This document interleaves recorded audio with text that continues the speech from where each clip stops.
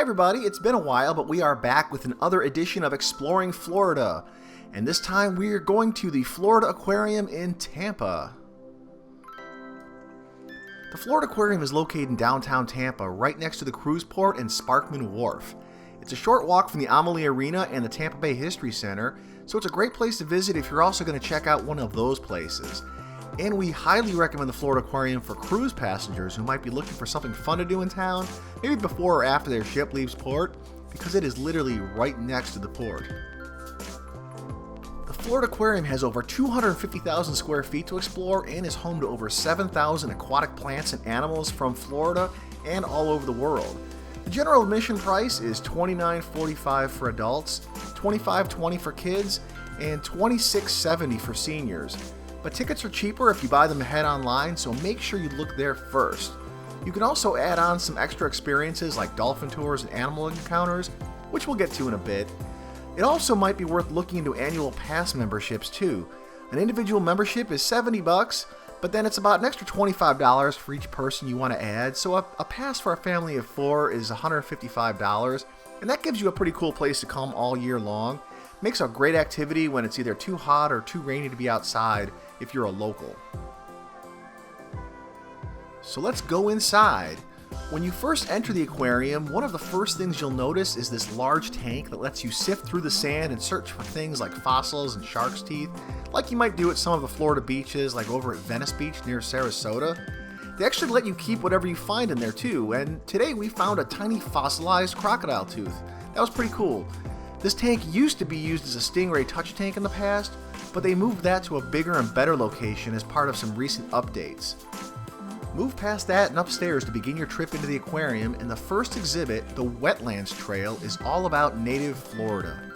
You'll see fish that are native to Florida's lakes and springs, habitats for fish that live in Florida's saltwater mangroves and inshore flats, and you can get up close to lots of Florida birds. One of the great things about this part of the aquarium is that it's upstairs and under their big glass dome, so it lets in a lot of natural light, and you'll kind of feel like you're outdoors here. These birds and fish who spend most of their time in shallow water probably also really feel like it's more natural too. So the next exhibit we saw is called Bays and Beaches, and here you'll find even more fish and aquatic animals that can be found in Florida waters. Lots of tanks with native fish, this octopus that everybody just loved, and this massive Goliath grouper were favorites.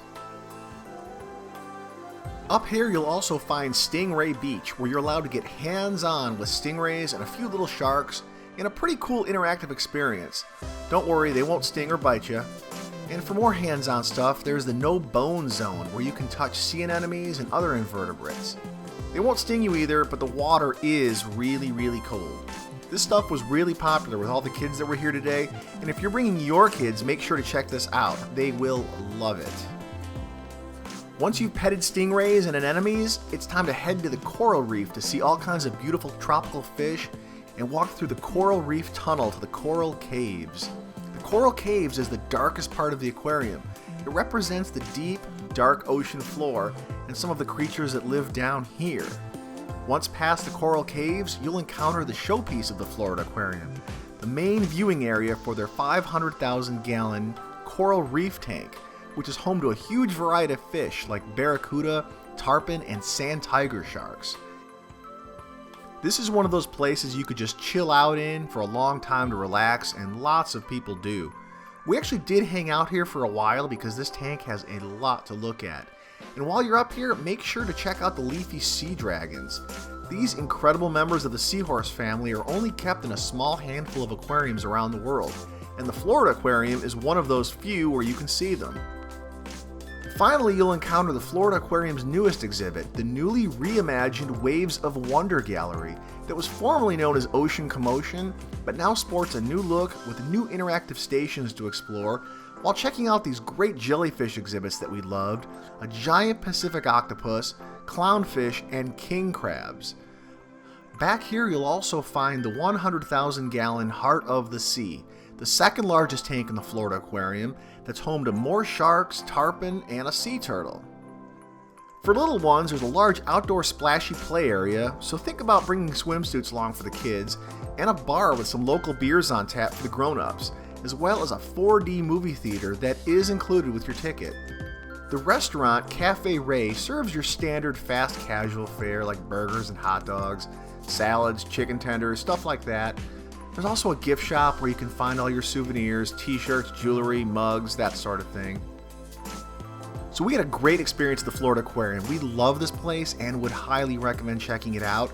Just take your time and don't rush through it. Get the most out of it by soaking it in, interact with the exhibits, pet the stingrays, touch the anemones, and you'll get the most out of it.